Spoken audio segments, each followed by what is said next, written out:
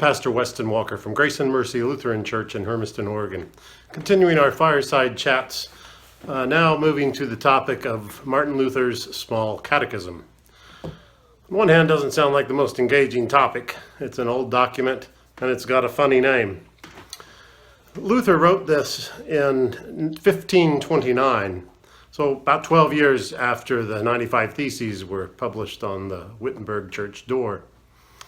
And the occasion for writing this is that he had been visiting churches around the area, and he was amazed at how ignorant not only the people in the congregations were, but the pastors of the congregations and the preachers. He realized that there was a great lack in basic understanding of Christian doctrine. And so the year before this, he wrote the large catechism, which was designed mainly for preachers and teachers and pastors to better prepare and equip them. But he wanted something that was very accessible for everyone to learn basic Christian doctrine.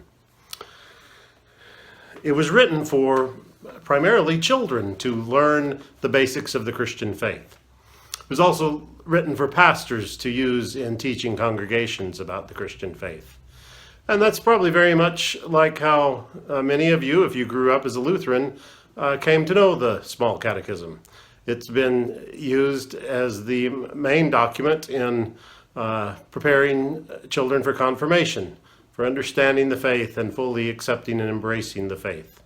And it's very appropriate for that. What value is the Small Catechism for us today, 500 years later? That's a good question. I would say that the Small Catechism is comprehensive and that it very clearly tries to take an overview of the Christian faith and what belief is in the Christian faith, but it's by no means exhaustive.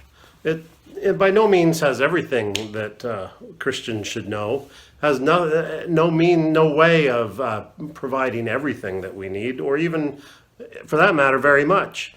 But in one sense, it provides everything we need because it focuses on some very key main points. Is this at the heart of our Christian belief, particularly our Christian belief as Lutherans? Well, no, it isn't. Lutherans, like Christians, believe that the Word of God, the Bible, is where we learn about and form our ideas of Christian doctrine. And Luther's Small Catechism, or any of the other Lutheran writings, are not intended to supplant that or take away from that in any way.